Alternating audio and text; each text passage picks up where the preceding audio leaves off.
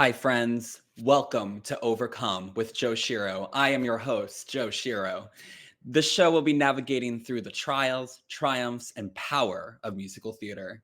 We are talking to musical theater performers who have made their dreams come true of being on Broadway, in their dream show, on national tours, all of it, as they've climbed the mountain to reach their biggest dreams. And believe me, it is a hell of a climb. We are all human beings here. We all suffer heartbreak, love, joy, magic, sadness, setbacks, trauma, frustration in some way, shape, or form. We talk about staying on your path and dreams despite life's obstacles. I hope this helps you on your way up your mountain. Let's get started. Today on Overcome, we have our very first guest, Sarah Ann Fernandez. Shortly after graduating NYU Tisch with a degree in musical theater, she has been seen traveling the country in the Wicked Broadway National Tour in the ensemble and understudy for Elphaba. She is one of the youngest in the show's history to play the Green Girl. She has also released her own music, her debut single, Drowning, which she sang and wrote. Yeah, she did. A couple others to name: Plot Twist, Nightmare, which you could stream on Spotify and Apple Music. Now, let's overcome.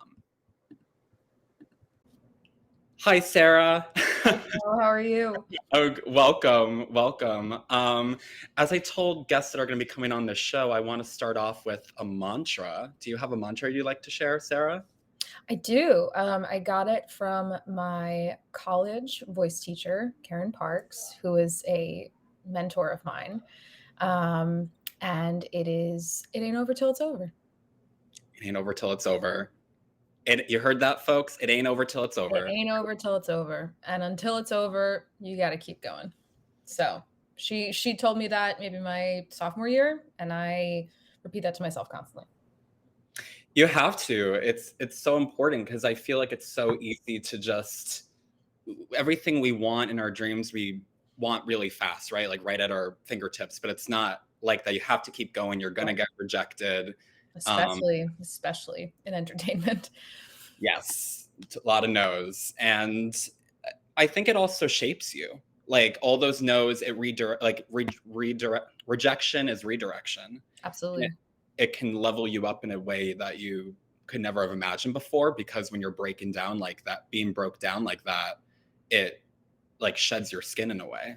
Oh, yeah. I mean, I think, like, the funniest thing is, right before I booked Wicked, I remember I was in final callbacks for, like, a production of Evita somewhere regionally, and I didn't get it.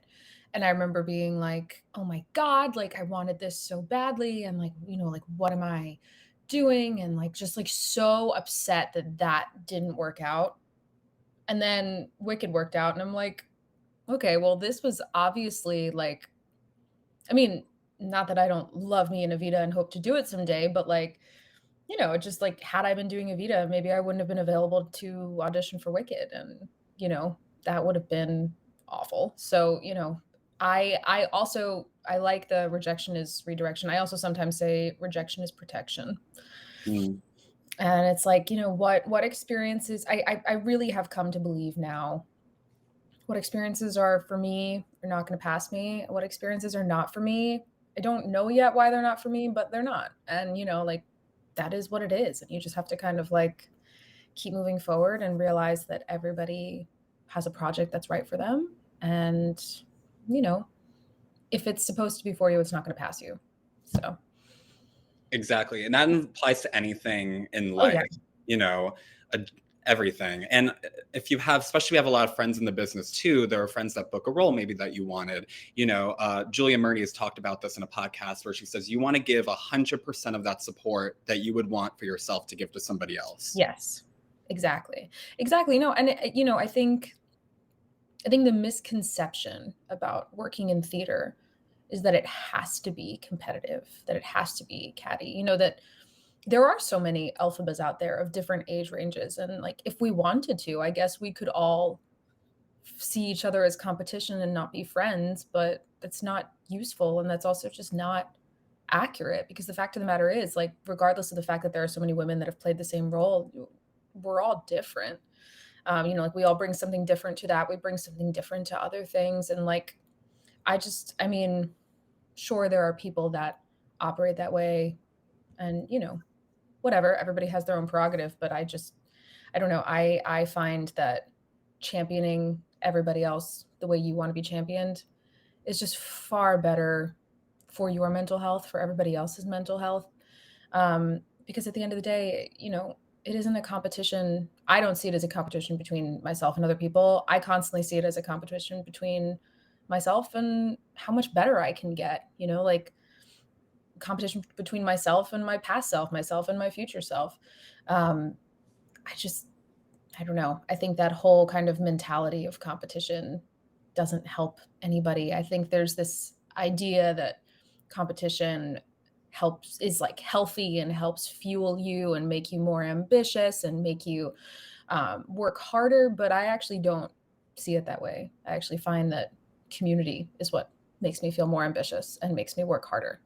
Um, so yeah, I mean, listen, everybody has their thing. Everybody approaches everything their own way, but at least for me, I have found you've got to you've got to support everyone the way you want to be supported, and you've got to realize that what's meant for you is meant for you, and that's that, which is And not it's always easy, but like it's important. and it's all community. It's all so it's big theater's this huge big family, and it feels that way. You're going to see people on Ninth Avenue that you did a show with or did a Oh concert yeah, with or whatever. It's just kind of, and especially in a post-COVID world where we lost this for over 18 months, I think a lot of people like forget that. And um, this was taken away, our passion and our dreams, right, that was all taken away. So like, let's never take it for granted and be absolutely, thankful yeah. for the spaces that we're in. Um, let's start off the interview. Let's just start from the beginning. So tell me about like your childhood, how you got into performing. What was your first experience to performing or exposure to it like?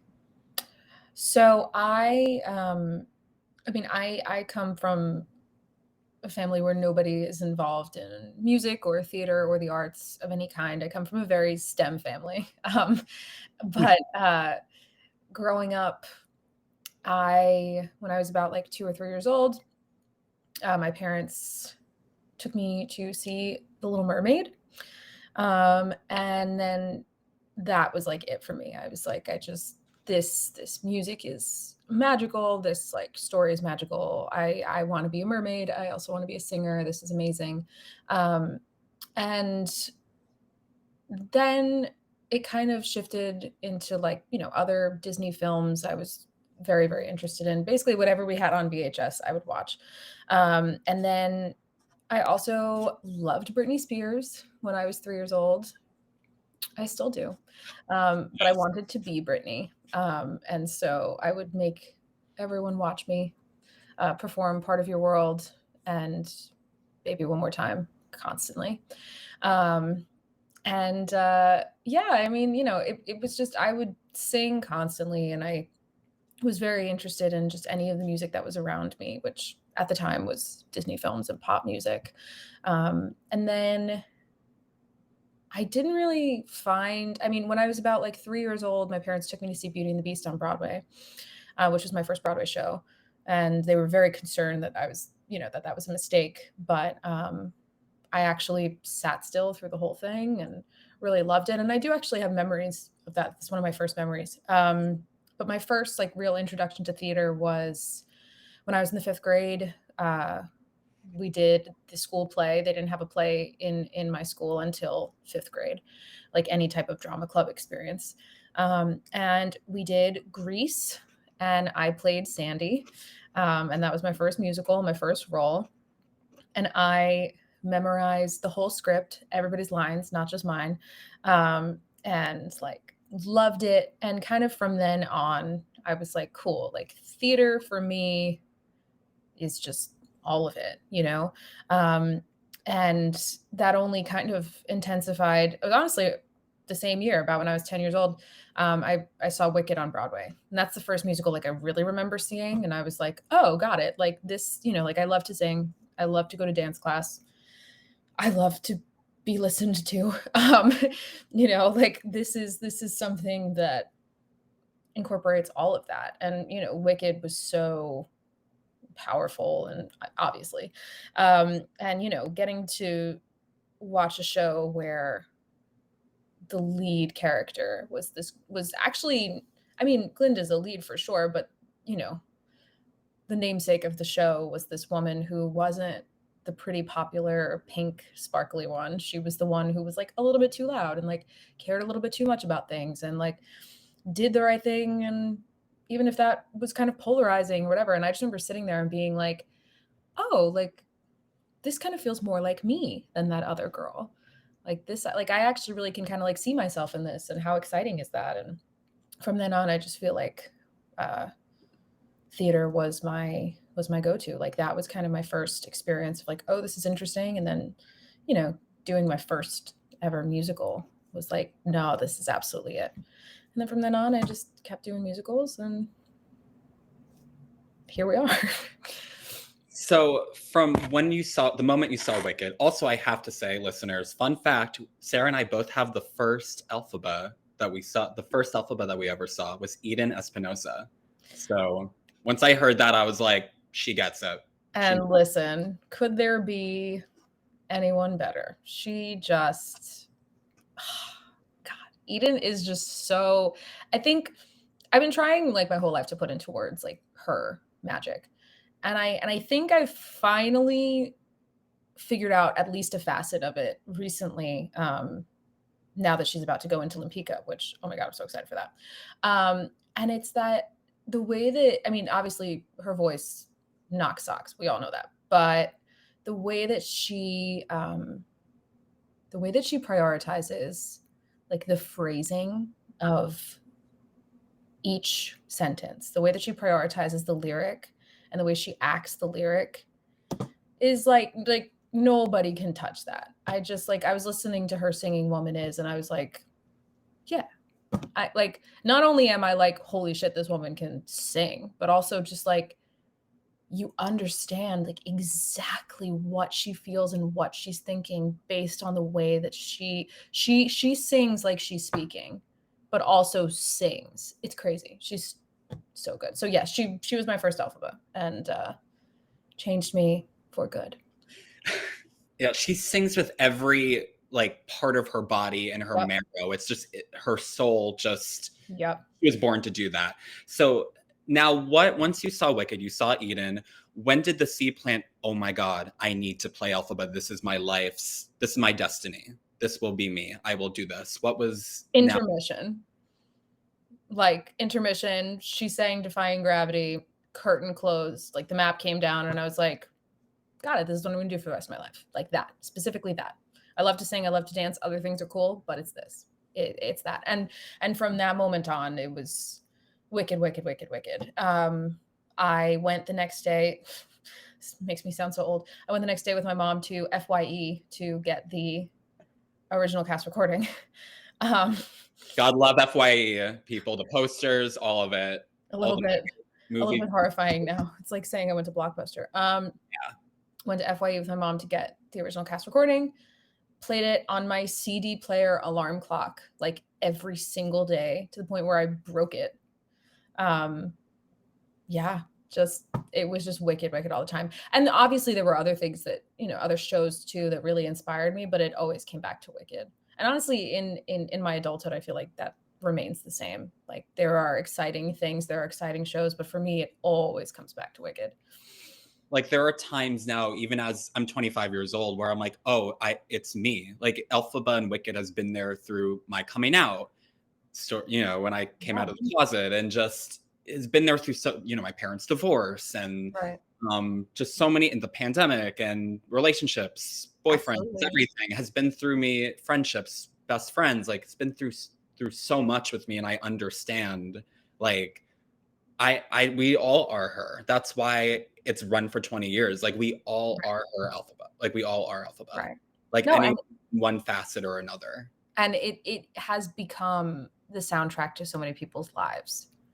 You know, like I certainly I understand like exactly what you're saying. I mean, like there were so many times in like middle and high school when I was like in my feelings and like putting on I'm not that girl because I was like he doesn't like me back. And like, you know, like it just like it's it's written in such a because it's written in such a humanity-focused way, anybody can relate to it. Obviously, the plot is this outlandish world that doesn't exist, but at the heart of it, it's about humans, it's about humanity. I mean, that's why all of Sondheim's work hits the way that it hits. It doesn't matter what it's about. It can be about a demon barber, it can be about fairy tale characters meeting in the woods, it can be about somebody turning 35.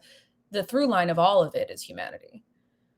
That's why people understand it. That's why people understand Fiddler on the Roof, even if they're not Jewish. That's why people understand Wicked, even if they don't live in a fairy tale world like Oz. Like it, when writers put humanity first, those are the musicals that run for forever because it doesn't matter who you are, you're going to relate to it.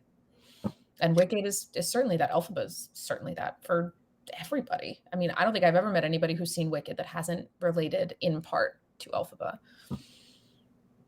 Yeah. Oh my, like it'll be a rainy day and I'll just be like, all right, I'm not that girl. Pretend you're under that bridge, if you know what I'm talking about. And I do. yeah, it's truly that kind of weather for that song.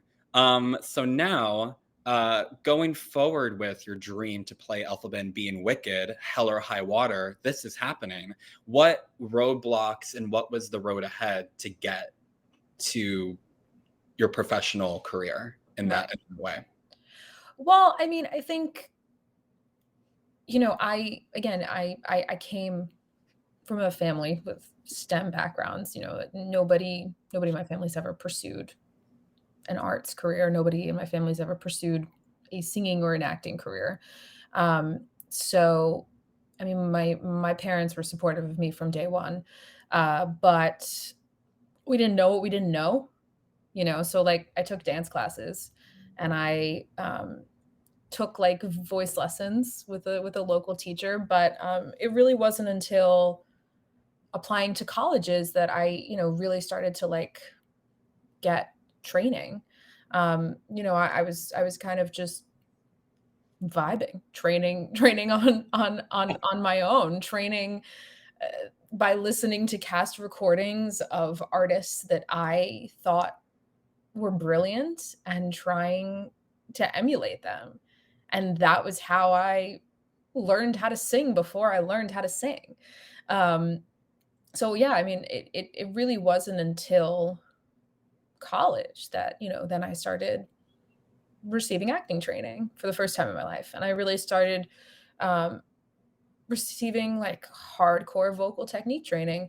Um, and I I know how lucky I am to have had kind of like raw instincts that clearly were doing something. I mean, they got me into NYU and I got to, go there and experience that and I got to do a whole bunch of shows and I had good instincts. I just needed technique to back it up. So I think like those 4 years of really actually learning technique and there were definitely times at NYU that I was like, oh my God, I'm so behind. There are people that go here that like have been in acting classes since they were 6 years old and like I haven't, like I like took dance classes, but that was it. Like honestly, I don't even know where I could have taken acting classes on Long Island growing up, at least by me. Like I knew nothing of that.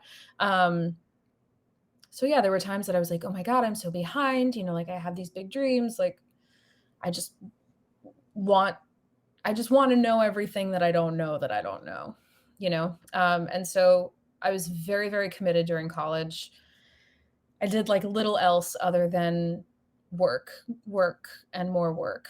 Um, and I just sunk all of my time and energy into learning as much as I could, and taking as much from that experience as I could.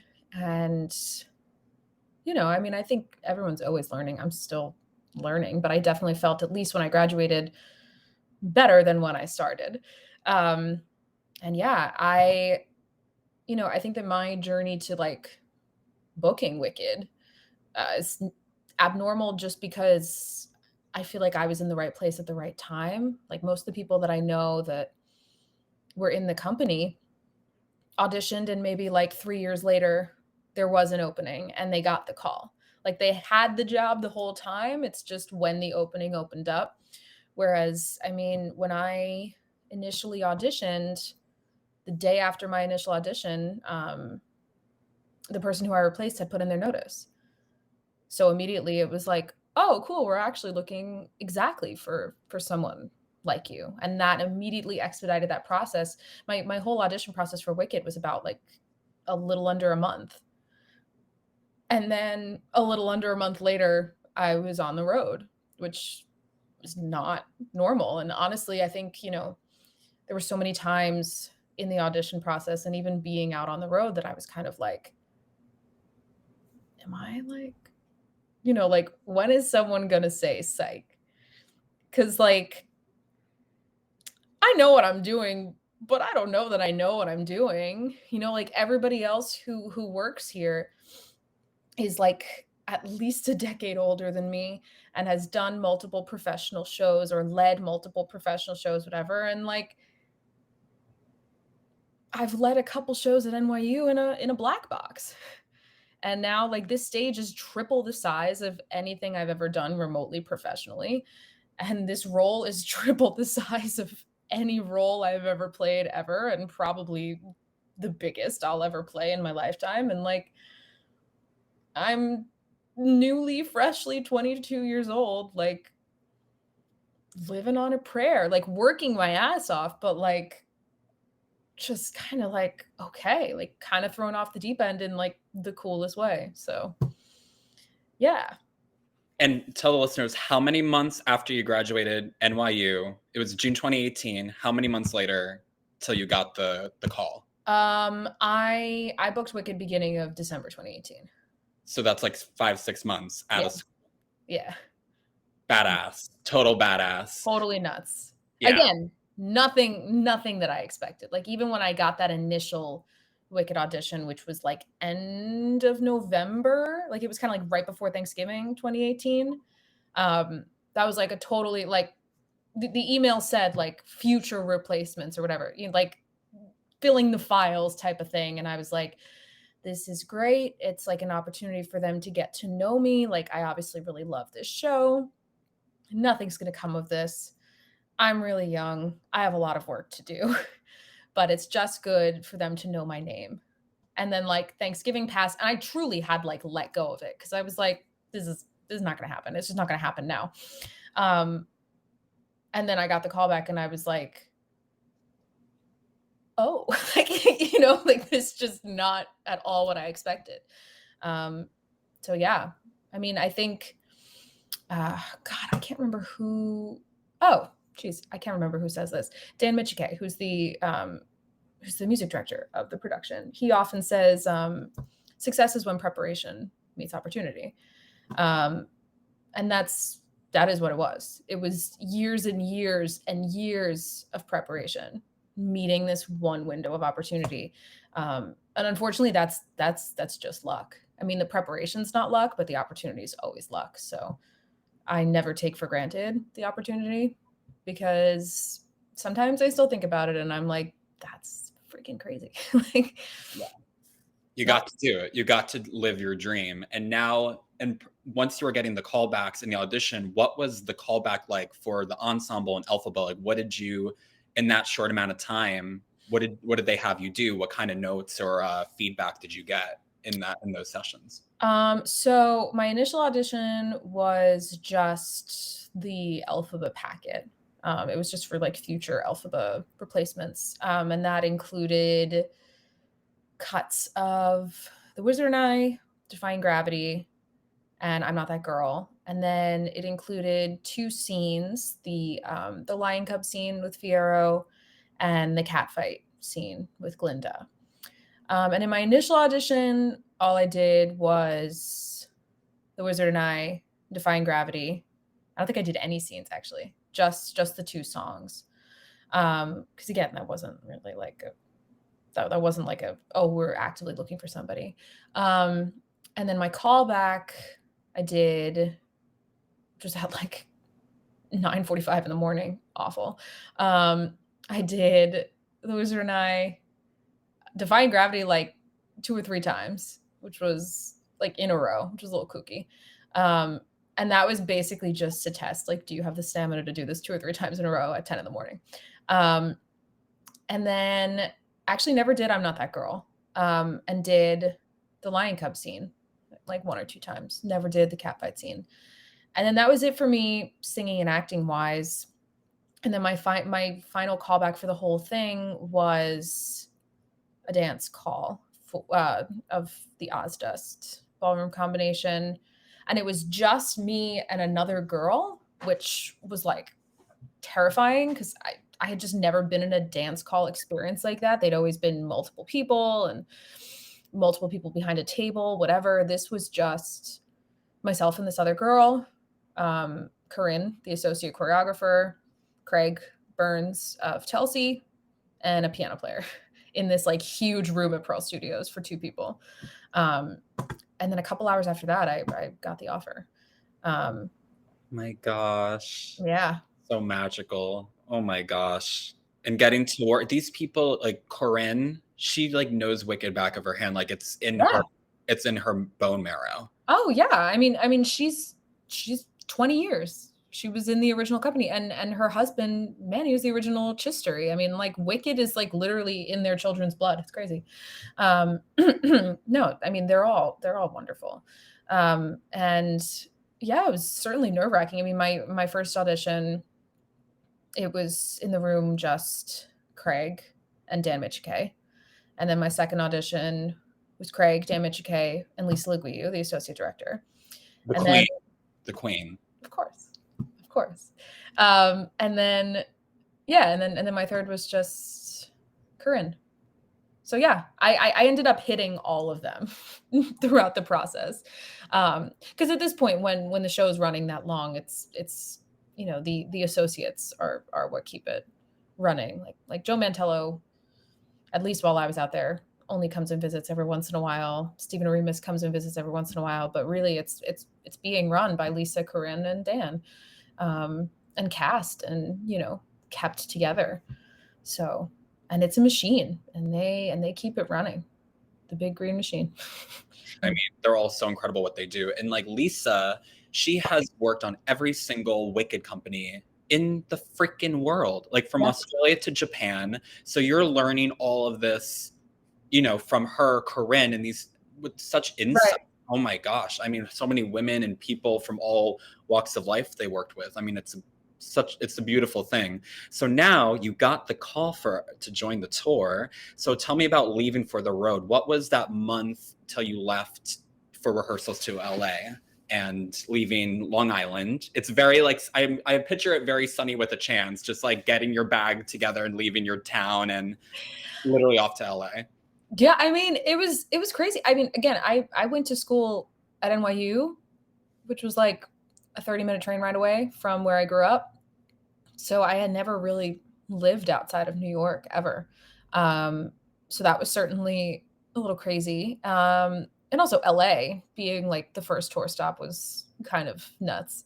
I'd never been to the West Coast. So that was super exciting. And like, I don't know, playing the Pantages as your first tour stop is like crazy. Um, it was just super, super cool, super exciting. I mean, I was so excited. I also again, I was, like, at such a loss. I was like, "What do you take?" Like, "What do you do?" And, like, it's not even like I could ask friends who have toured before, because all of my friends and I have just graduated college, like, nobody was touring, like, I just it was definitely, like, a learning curve. Like, I feel like so many things that I packed, I was like, "I absolutely didn't need this," and then the things that I didn't pack, I was like, "I absolutely did need that." Like, you just, like, learn, like, on the way. But no, I like spent that whole month kind of being like, okay, I have to figure out how to pack out my whole life and make it so that I can access it at every point and, figure out clothes for every climate and shoes for every climate and also pack light and also have everything that you need. Um, my script got mailed to me. They send, like hard copies of stuff. That was really cool. Getting to read through the script and the score, like officially, even after seeing the show a million times. Yeah, and then it just ended up working out. My family was like, you know what, like You're going to be going to LA.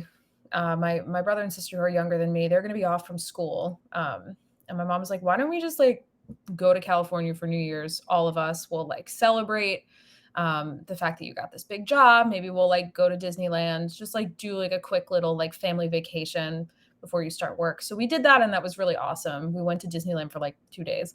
And then I started rehearsal right after New Year's on January 2nd in the basement of the Pantages.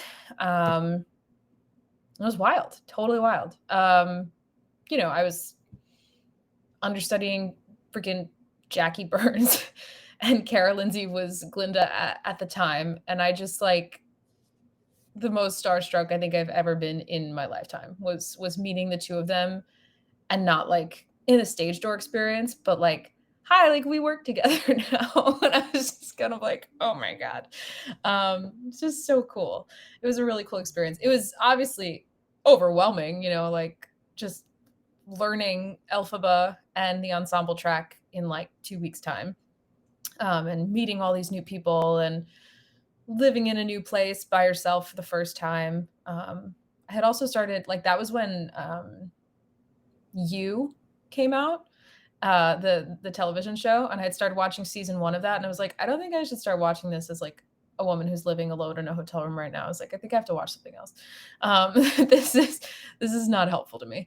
Yeah, it was awesome. It was, like, definitely, I mean, in total transparency, definitely scary, in just more ways than one. Just kind of like, I don't know, I've never been here. I've never really been. I mean, I was on my own in college, but like 30 minutes away in a city I grew up in.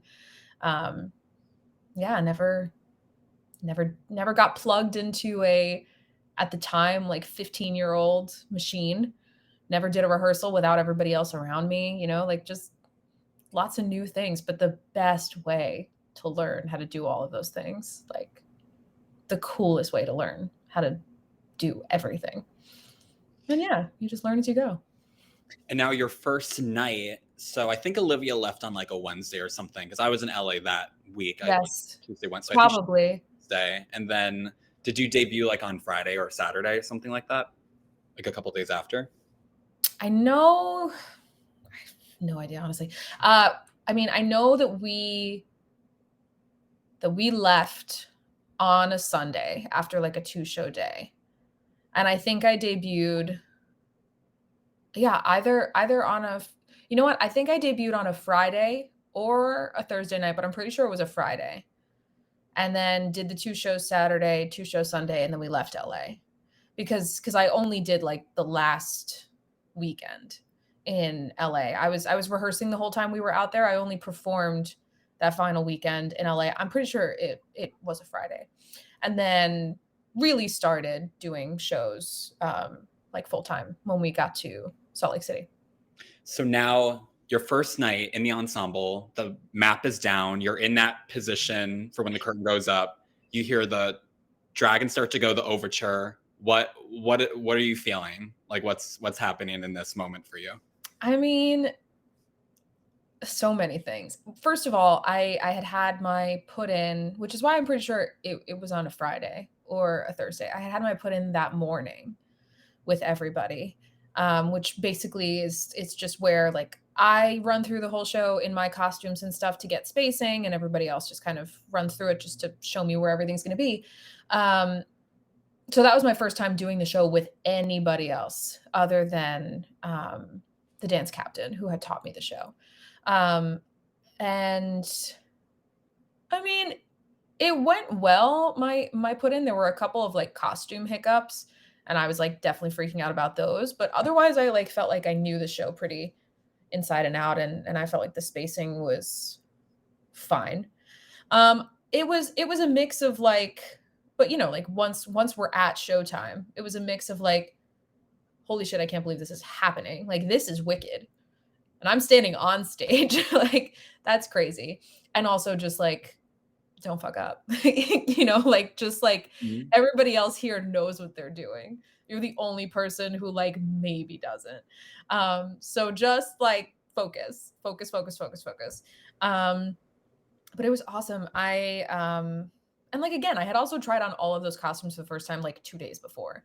Um, tried on all of those shoes for the first time, like, 2 days before, like, wigs 2 days before. Like, it was a total, like, everything was new, and, thankfully, everyone in the company was lovely and generous and had, like, run the gamut of people making their debuts and stuff. So everyone was lovely and everyone, like, took photos of me and all my costumes and, like, cheered me on and made sure that I was in the right places if I wasn't, or taking the right props and stuff like that.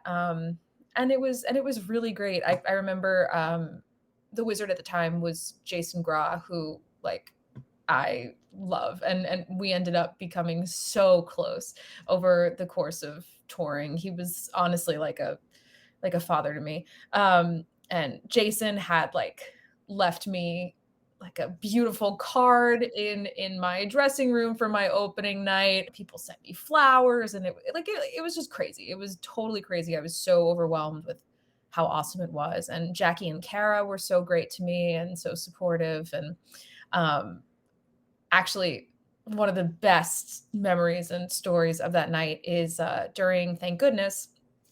Um, I like where I was choreographed to stand was, like, kind of to the left of the podium where Kara's singing that we couldn't be happier, blah blah blah. And Kara turned to me on that on my first performance and sang directly facing me, "Happy is what happens when all your dreams come true."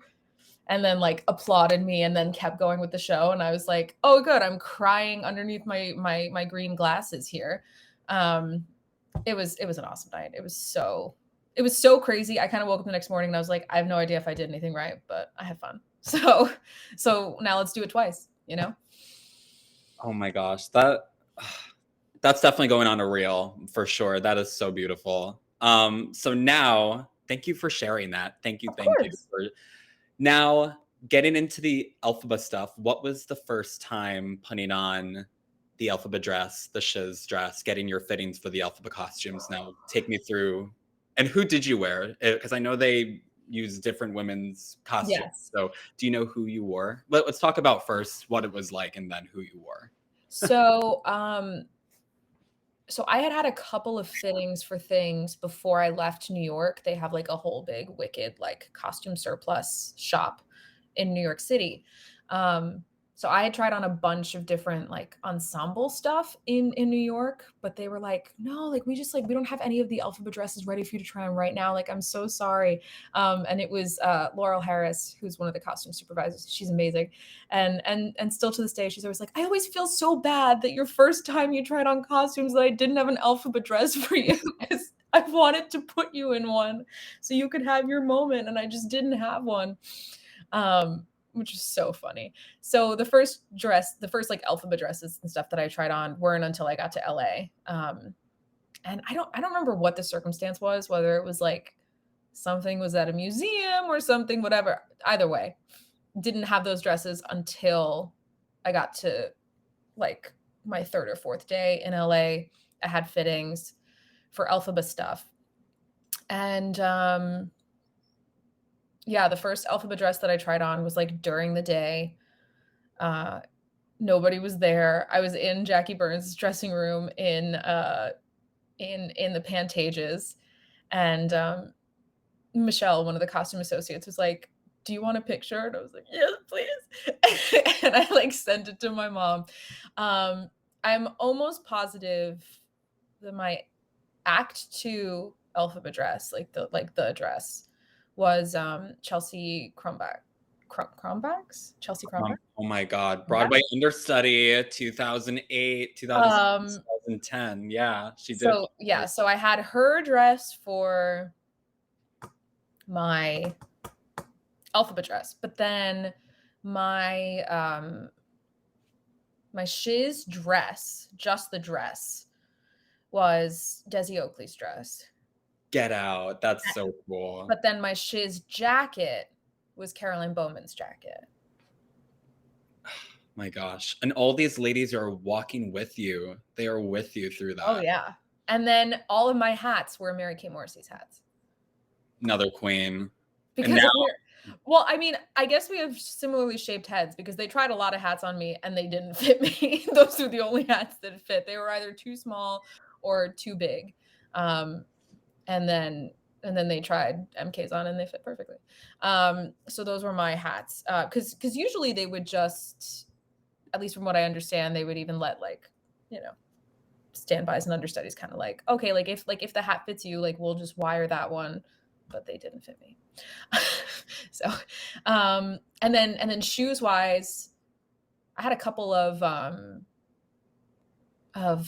Caroline Bowman shoes as well. I guess we're size 8.5 girlies. Um and then I had a pair of Marianne Torres's shoes, but then when she came on the road, I had to give them back to her and get a new pair of shoes, which was funny. Um yeah, so I mean that was totally awesome. And then, wigs they make for you. So those were mine. And then eventually I ended up getting my own shoes, um, just for everything. But I had worn all of those other shoes like to begin with while they were making the custom shoes. But yeah, trying on the dress and, all of that crazy stuff. And also trying on like all the ensemble dresses and everything too. Like all of these like iconic costumes that you see in production photos and you see on stage your whole life. Like when I found out I was wearing the Emerald City dress that I wore, the like big kale dress with the umbrella, I was like, "Oh my god, that's my favorite one." Like it just was so cool. And my dress actually they took, again, I don't know. They took my dress off of a mannequin at the Gershwin Oh, because they have it on like the fourth floor. They have a little.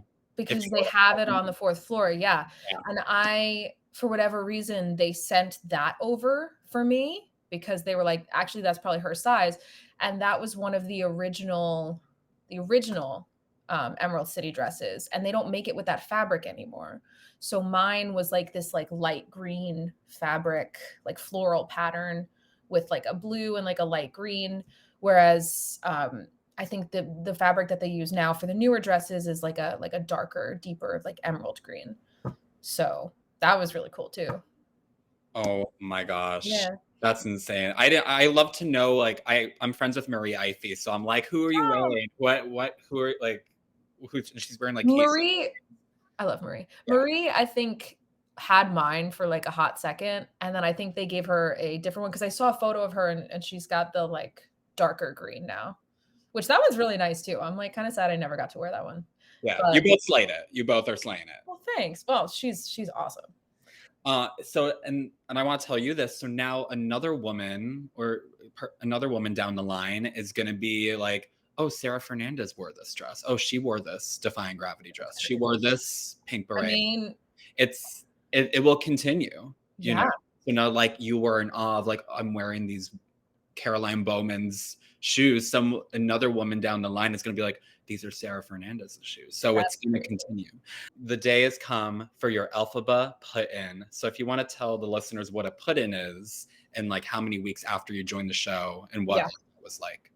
So a put in rehearsal is basically just where the person being put into the show does the whole show, mostly the whole show, just like whatever parts of the show that they are in that character or in that track, in their full costume, full mic, full wig, full makeup, everything.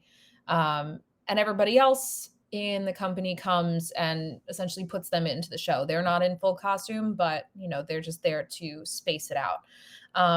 My Alphaba put in was actually like pushed back like crazy. It was supposed to happen a lot sooner than it did, but my second city, which was Salt Lake City, we ended up getting an entire slew of new principals, like not even just like one or two. We got a new Elphaba Glinda, Fiero, Madame Morrible, and Dr. Dillamond all in one city. So um, all of the rehearsals ended up centering around plugging them into the show, and then putting them into the show. So my put in, like initially when I had started learning the show in LA, they were like, we'll probably just do your put in Salt Lake City so that, like essentially once you have your put in, you can go on for that role. But until you have the put-in, I mean, I guess with COVID, I'm sure there's been people that have gone on without put-ins, but technically, like, the rule was supposed to be, like, have if you have not yet been put in, you don't go on. So obviously they wanted me put in as soon as possible so that just in case there was an emergency, I would be able to go on. But then it just kept getting pushed because Salt Lake City, we had all the new principals, and then we had a run of two cities that were like really short. They were like 2 weeks at a time, which were it was Boise, Idaho, and then Fresno, California. Fresno was actually where I did my put in, but it was like miraculous that it happened, because generally big stuff like that just doesn't happen in such a short 2 week run. There's just too many other things going on. So yeah, so I waited quite a bit for the put in, but then it happened like our last week in Fresno.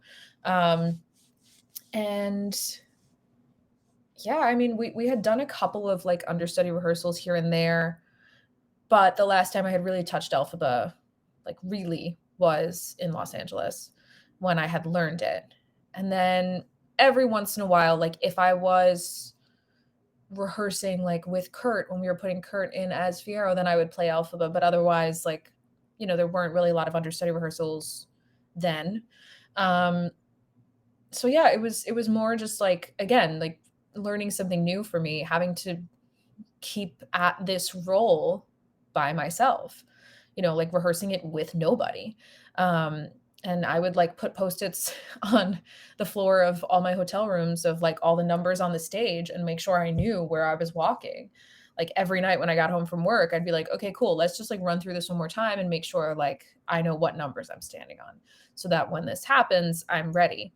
But yeah, so I did my put in. That was around like end of March-ish, I want to say, in 2019. And yeah, I mean, we ended up doing basically almost the whole show because Elphaba's in almost the whole show. Like sometimes there are like ensemble put-ins where we're like, cool, cool, cool, skip the next 6 scenes, and then we just keep going. But this was a big one. And it was very funny that I was like fully decked out, like in green and everything, and everybody else is like in sweatpants. Hilarious. There's actually like a photo that somebody took of like me on stage during No Good Deed handing the book to Chistery, but it's just Ben Suzak with like a flannel and a baseball cap on, and I'm like in full Elphaba garb with like smoke behind me, like handing over the Grimmery. It's hilarious. And yeah, and then it's also not with the full orchestra. It's just piano and drums. I didn't know that. I thought it was with the full orchestra. Nope. Damn. Usually for ensemble put-ins, it's even just piano, but for the Elphaba put-in, they added drums just so you can like get a sense of rhythm and time. But yeah, so getting green for the first time was crazy. Absolutely nuts. Totally just dream come true. You definitely look like a turtle before they put your features on. Was your put in the first time you ever did any green? Like, did they do a green makeup test on you? And that was, I mean, other than when I was a kid, I definitely like Ben Nyed it at least once or twice because I just wanted to know what I would look like. Because I really wanted to be Elphaba. But that was my first time. Green paint, just like attempted on. Oh yeah, like genuinely, yes. But that was my first time, like actually in a professional setting being painted green. It was awesome. It was so cool. And like again, like I definitely, I mean, I don't know, you like wonder like what you're gonna look like because so many of these women that are painted green look like freaking stunning green. And they're stunning in real life, but then like the green is just like so striking. And so, like you wonder, you're like, am I gonna be pretty green or am I gonna just like be like okay green? Like I don't know. So when they first painted me before they, like contoured and like before they like put on makeup, like I was like, I don't think I'm gonna be a pretty Elphaba because I just like looked like a turtle. It was so flat. And you were such a beautiful There's photos on your Instagram. So many beautiful, like truly. Well, Well, Everyone's and then finally once they finished the whole thing, I was like, "Oh my god, I'm beautiful. I'm like an alpha, but this is amazing." That's also look at you, you're beautiful. I know, crazy, crazy, crazy. Yeah, so that was super cool. Um, and and then I also immediately learned, like, God salute the women that take that off 8 times a week because oof, that is just oof, taking it off. I mean, like, by the time I left, I think I had finally, like, developed a routine, but that first time, I was just, like, flying blind. I was like, "Any and all soap, let's see what happens." And You have just sensitive skin. incredibly sensitive Yeah. skin. So I, after my put in, broke out a lot just because I tried like every makeup remover, every soap, every towel. I like scrubbed and I was like, this is gonna be bad. But then once I learned what worked for me, then it was okay. But that first time was just trial and error, and it was not good for my skin. The little like TikTok 10-year-olds now like would be like, "You damaged your skin barrier," and I'd be like, "I didn't know anything about that back then." People didn't talk about that back then. It was only 5 years ago, and I knew nothing about skincare. Like Tiffany Malari, who was on the tour at the same time that I was, we were like best friends. Um, I remember like halfway through my contract, she was like, "You have like a skincare routine?" And I was like, "No." And like she was like, "Get a moisturizer." Like, Sarah, like you're like gonna be 23. You have to learn how to do these things. And I was like, all right, I guess. So yeah. CeraVe all the way. Drink your water, kids. Oh yeah. I Yes. am I am an honest beauty girly. The hydrogel moisturizer, clean, excellent, very thick. Highly recommend. You hear that? Not sponsored. No, Well, I any alphabet that comes on, sponsor us for that. Jessica Alba, I would love to be sponsored by Honest Beauty. I buy so many of your products. If you'd like to sponsor me, I'm happy. I'm happy to. So now, you did your put in, you're on the road, you're doing the dang thing. Now, alphabet debut, Sarah Fernandez, dream come true. Tell me Yep. about that day. Tell me about that whole day for you. So that was a two-show Sunday in Denver. Um, pretty like maybe like quarter of the way through being in Denver. And at the time, Marianne Torres was playing Elphaba. And the thing about Marianne Torres is that she's so talented that even when she's having an off day, you can only tell if you speak to her and she's telling you, I'm having an off day. Otherwise, you can't tell by listening to her. She sounds flawless consistently. Um, and at the time, our standby Cecilia, like just Denver's such a hard city, Yeah. with the altitude and just all of it. And she was also just going through a bunch of like allergy things, and so she was kind of frequently out while we were in Denver, just like on and off. She was not feeling well. I felt so bad for her.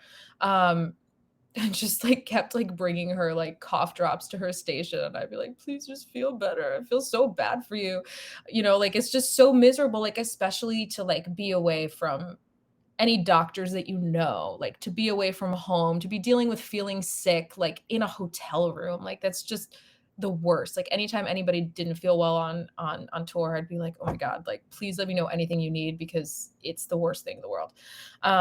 So she was like pretty consistently sick. So I guess like in the back of my mind, maybe there was like a little bit of a part of me that was like, maybe I'll go on in this city, but like truthfully, like Marianne's a powerhouse. So I was like, it's not gonna happen, and like that's okay, like um so we had done the matinee, and then after like bows, I didn't think anything of it. Like she sounded great. She was like killing it. She was doing her thing. Um so I was like, you know what? It's a Sunday. I have tomorrow off. Like I've now gotten to the point where I can really like sing my ensemble track through almost anything. Like it's just kind of like in my body now. I don't have to like baby my voice. So I was like, let me like get a slice of pizza, go back to the hotel, like chill out, just like whatever. So I'm doing that, and I'm just hanging out, and I get a text message, and it's like, Marianne doesn't feel well. You may be on for Alphabet tonight. Stand by. I will let you know. And I was like, what? So immediately the 3 slices of pizza are out and gone, and I'm like drinking tea and like steaming and like calling parents. I was like, "Do you think it's gonna happen? I hope she's okay, but like, do you think I'm ready?" And just like freaking out. And then I got the text message maybe like 15 minutes later, "We're on for Alphabet tonight," and I was like, "Oh, cool, great, okay, nuts." NBD, And no big deal. yeah, right, right. Like no big deal. Just on a Sunday night after I haven't slept all week and just ate a slice of pizza. Um, and thankfully the hotel that we were at was a lovely hotel. It was an Embassy Suites. The Embassy Suites in downtown Denver, I'm a fan. Um, it was like across the street from the theater. It was like maybe a block away, if that. So I thankfully was just like, all right, change my clothes, just go to the theater. And it wasn't like a whole big production. It wasn't like I had to drive or anything. Um, and on the way to the theater, I spot Adam Souza and Adam McDonald, who were the music director and associate music director at the time. And they were both like, "Are you on?" And I was like, "I'm on." And we were like, screaming and dancing around. And, um, you know, I just, everybody in the company was incredibly supportive. Like everybody was so excited. I mean, this is like such a big moment for me, and they were all so great about it. Um, and Tiffany Malari and then Allison Bailey, she was still in the ensemble at the time. They were both like sitting in my dressing room the whole time, like on either side while I was getting green, like holding my hands and like talking to me and taking pictures. And like um, Mike Wartella, who was playing Bach at the time, was like, "I wrote you a song for your debut."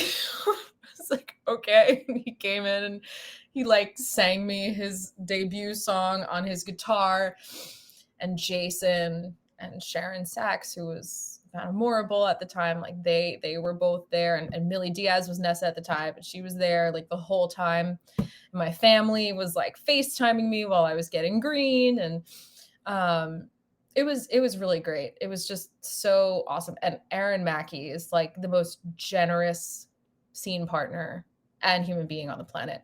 And doing it with her was just like absolutely amazing. Like at every turn, we would have like a second to breathe, and like she'd be like, "You're a rock star. You're doing it. You got it." And it just like it was just so great. And then also she was like, "Don't worry, like tonight I'm just going to do so many crazy things during Popular so that you just laugh, so that you just get a break."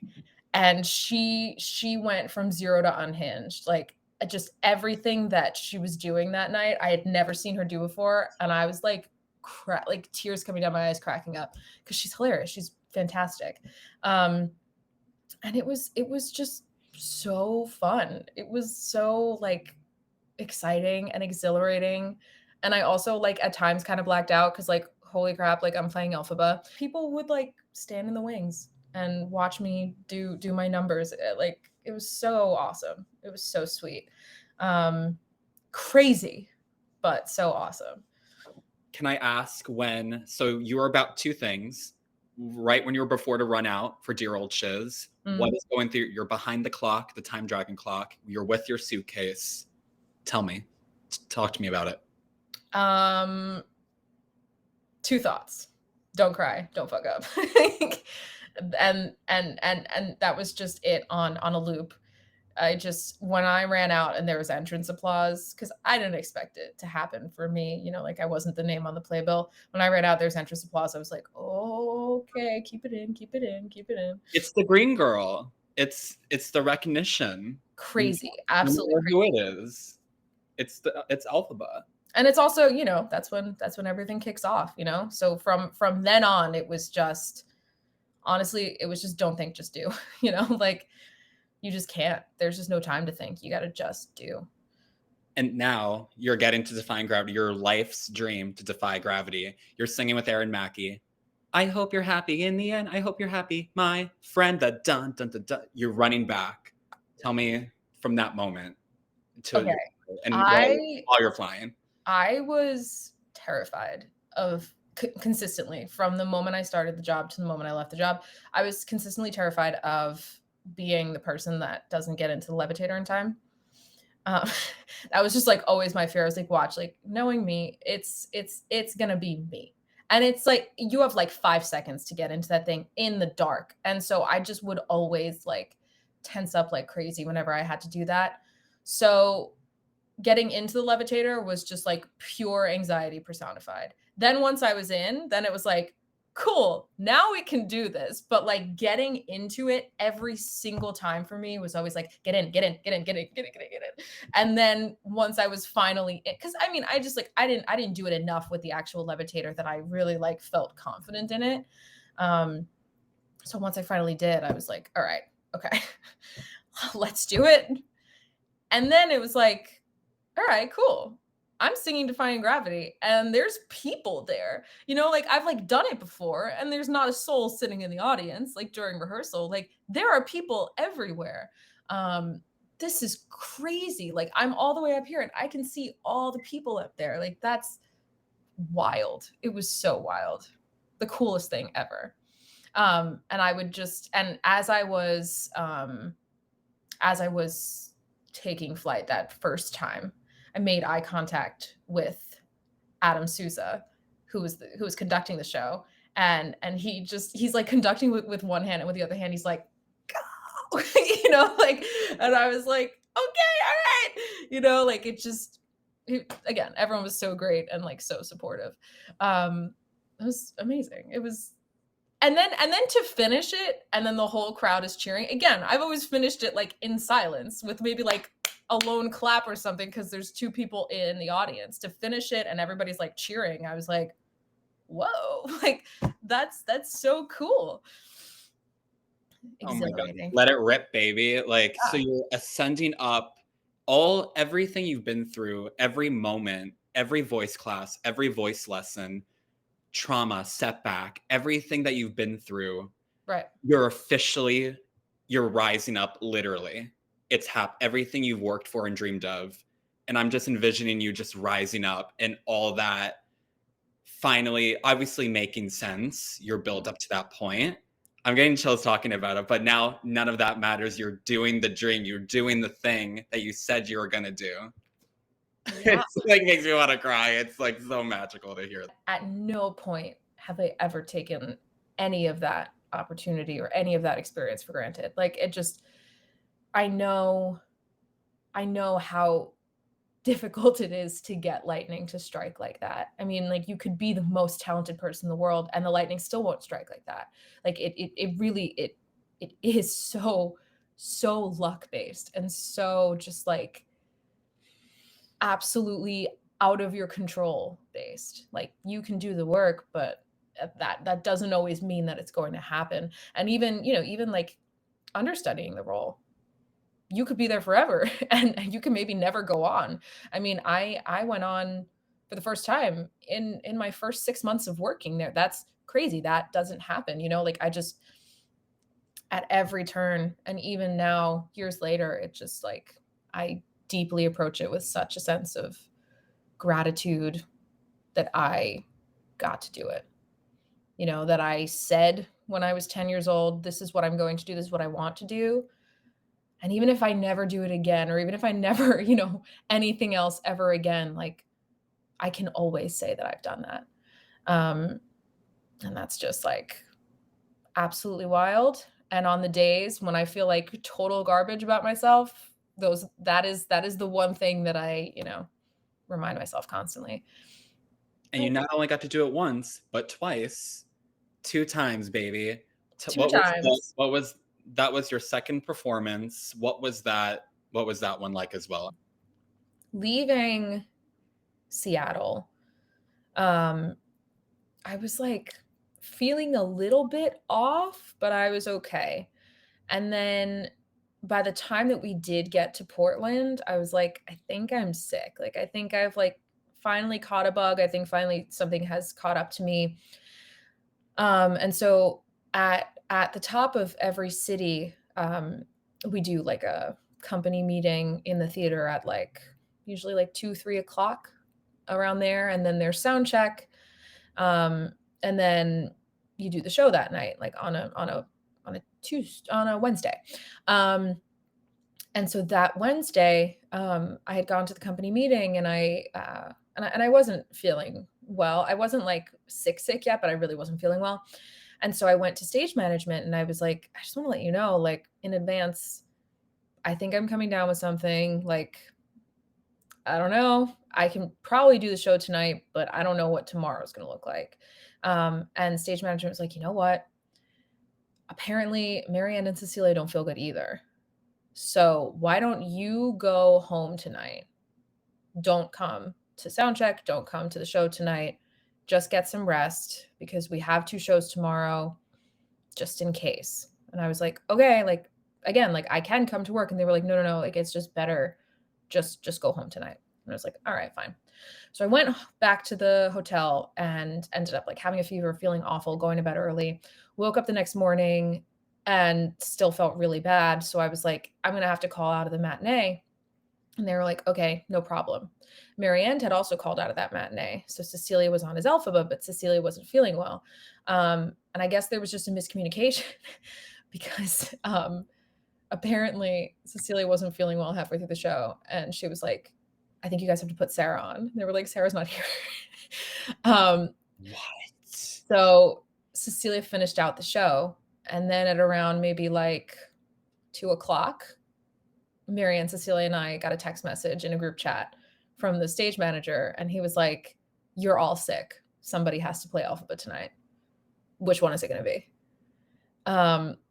And so I called my mom, and I was like, "Look, like I feel maybe like like I don't really think I have a fever right now, but I don't know if I could sing Alphaba." And my mom was like, "Sarah, when do you get this opportunity? Just take some Advil and make it happen." And I was like, all right, you're right. You're right. So I texted back and I was like, I'll do it. And I got in the shower and just started like just trying to steam everything out. Took some Advil, took some Sudafed, took some music, took everything under the sun. Like, thank God my mom's a pharmacist because I was like, if I take this combination, will I die? And she was like, no. And I was like, good. I just like took everything, ran to the theater, and everybody was like, again, like everybody was like so supportive. Adam McDonald was conducting this performance, and he came into the dressing room and he was like, look, whatever you have to do to get it out, whether it's a riff, whether it's a this or that, do it. I don't care. Like, get the notes out, take care of yourself, do it. You're saving the show tonight, so do whatever the hell you need to do. And I was like, okay, thank you. Um, I'm like burning up as they're painting me green. It's just like truly like sick. But thankfully, all the meds started to kick in like maybe 2 minutes into The Wizard and I was like, okay, I can breathe out of my right nostril. And that is all I need, I guess. And yeah, just like kept at it. It was crazy. Absolutely the craziest performance experience of my life. And then we get to intermission where they're kind of like, regreening me and like making me act 2 Alphaba. And Miss Joyce, who was the makeup artist at the time, she was like, you are doing a great job and don't even worry about all the reviewers out there. Like, just don't even think about it. And I was like, the who? And she was like, oh, well, it's press night. And I was like, fantastic. That's great. That's good. Okay. So, it just, again, that was total like, okay, it's press night. We're making it work. But the cool thing about that was I ended up getting reviewed as Elphaba by like a bunch of major publications and things like that. And they all have really nice things to say, which is great. It was awesome. I mean, I went back to the hotel after that and like literally slept for like 16 hours. Um, and then went back to work the next day. And was like, okay, we are living on some Zycam and a dream here. But yeah, it's crazy. I'm so glad that I did it though, because I just think that I don't know. I think it was very much a moment. Well, first of all, I got to play Alphaba again. That was great. But I think it was very much a moment of like, I don't know, like learning your limits and like realizing that sometimes you're capable of like far more than you actually think that you are. And that's, like, not to say, like, everyone should always push through, because I feel the exact opposite. I think that sometimes we certainly push a little too hard in this industry, and we have to remember that people are human. Um, but I do think that a lot of times for myself, like, doubt will get in the way and I'll be like, "Oh, I don't think I can do that." And then I'm like, "No, Sarah, like, you played Alphabet with a Fever." Okay, like, if you could do that, you could do pretty much anything. All right, that's the end of our first part for our first episode. Sarah is such a lovely human to talk to. I gained so much insight and learned so much about her journey for her dream, and I hope you did too. Stay tuned for next week for part two, where our conversation continues in healing, grief, recovering perfectionism, and more. Follow the podcast on Instagram at Overcome with Joe Shiro and on TikTok at Overcome with Joe Shiro Pod. You can listen to the show on Spotify, Apple Podcast, and on YouTube. Thank you for being here. I appreciate you and what you do. You matter.